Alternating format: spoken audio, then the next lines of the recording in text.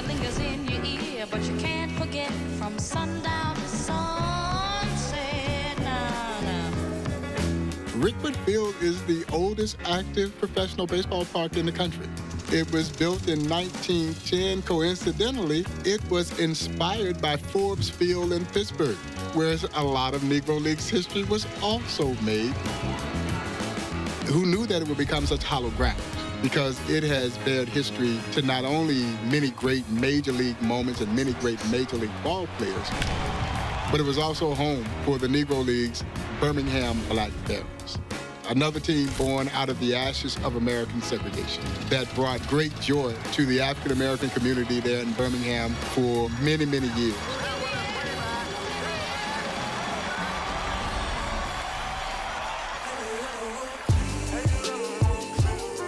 It is a majestic old stadium, and I'll never forget walking on those grounds for the very first time.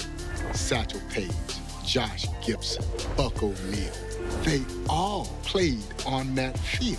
And man, if those walls could talk, how special it would be.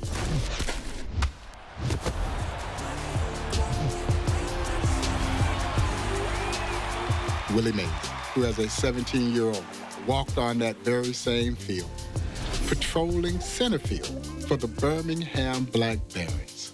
No one would have guessed that this budding, inspiring ball player would become recognized, arguably, as Major League Baseball's greatest player.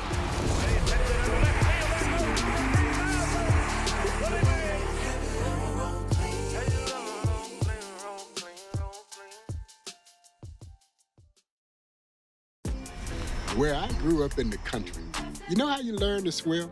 They threw you in the pond. And you either sank or you swam. And that was much the case for these young athletes as they were moving into the Negro Leagues. You got thrown right into the pond with those older ball players, and you can either play or you can't play. Now, Willie Mays was a tremendous athlete.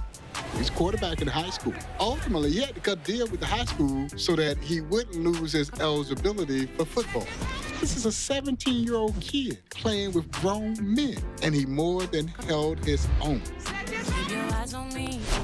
They kind of eased him into it early on, but you can't hold that kind of talent down. No, this talent was just exploding at the seams. As a matter of fact, his first game with the Birmingham Black Barons, young Willie Mays collected 2 hits. On the way to what was about to become one of the most dynamic careers in baseball history.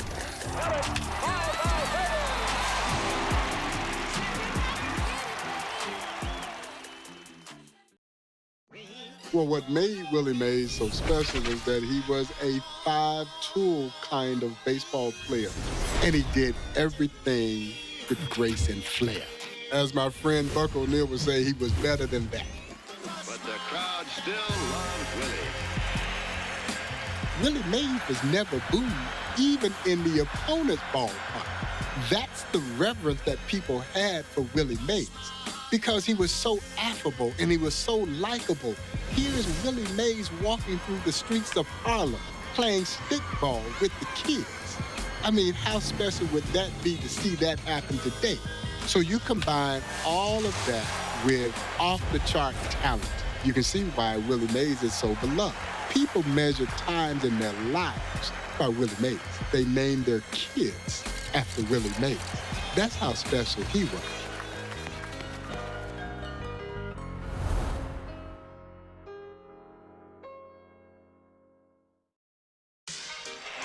A year the Stars reached new milestones and rewrote the record book. Well, Willie Mays is easily one of the most iconic figures in baseball history.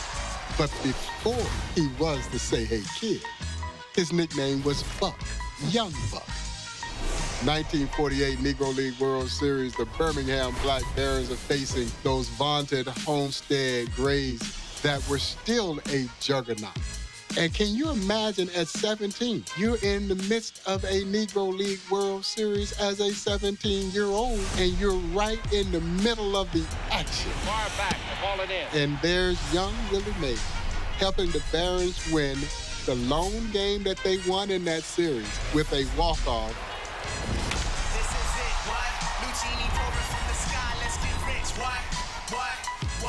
I am sure it ranks as one of those special moments out of a career that is filled with many special moments. But at 17, you walk it off in a Negro League World Series game. That's pretty doggone special.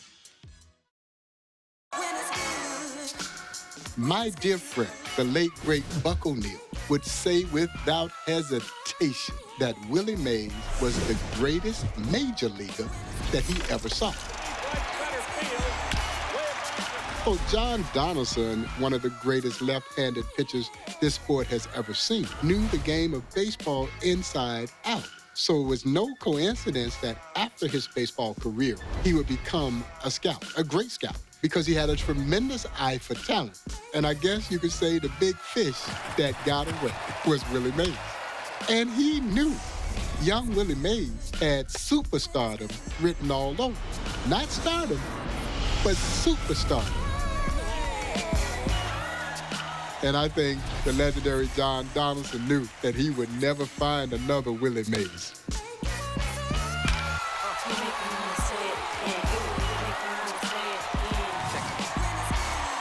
All right, ladies and gentlemen, don't go anywhere. We're going to be right back. And the fans go wild.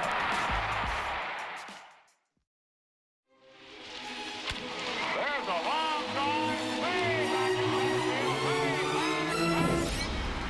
Long before the catch was made there in the Polo Grounds, young Willie Mays had been patrolling center field for the Birmingham Black Barons. 1949 is when he plays his first game there. But this wasn't uncommon for Negro League teams. Negro League teams were oftentimes playing in Major League stadiums. They would rent those stadiums, and that is part of the reason why it took so long to integrate the game, because Major League teams were making money from the Negro Leagues. So Willie Mays had been patrolling that spacious Polo Ground center field, where I can tell you now, you needed the legs of Willie Mays to patrol center field in the Polo Grounds. When that ball went up, they were all yelling, "Go get it, Willie." And Willie went and got it. But the thing that is oftentimes overlooked, and it speaks to the cerebral nature of Willie Mays, was the throw that prevented the runners from advancing. Gives you an idea of how in tune Willie Mays was into that moment. The Giants, of course, would go on and capture that World Series, beating another former Negro Leaguer, Larry Doby and the Cleveland Indians.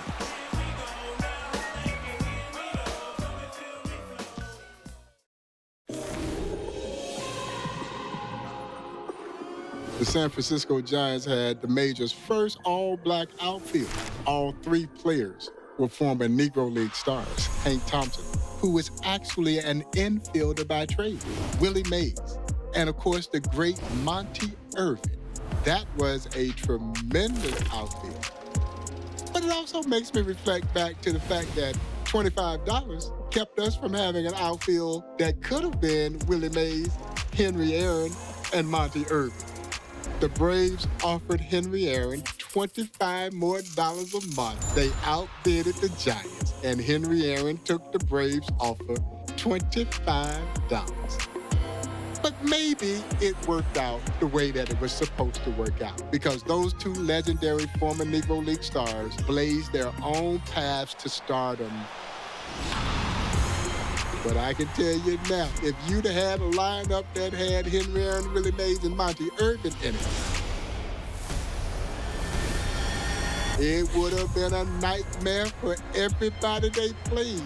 It just leads you to wonder what if. I can tell you my problems, meditating my silence. But I keep pushing my pen, rotating my stylus. Segregation robbed us from seeing all the great stars take the field together. I can't hold the frown too long. I can't stay down too long. As baseball fans, we were absolutely cheated. How much better would our game have been? But what segregation also did was it created this enterprise known as the Negro Leagues. So while Rickwood Field once upon a time had been segregated, who knew that it would be Birmingham's blackberries that would actually become the toast of Birmingham? As we celebrate Rickwood Field and all the history that made Rickwood Field such a special place, but no one made it more special than the Negro Leagues. And there's been no more special of a ball player than Willie Mays. First ballot Hall of Famer. Should have been unanimous. But the bridge for him to the major leagues began in the Negro Leagues, right here in this very ballpark, Rickwood Field. 11 gold gloves for his electrifying play in center field. His 660 home runs are third all time. Say hey, Willie Mays! I know a couple things, I show a couple things.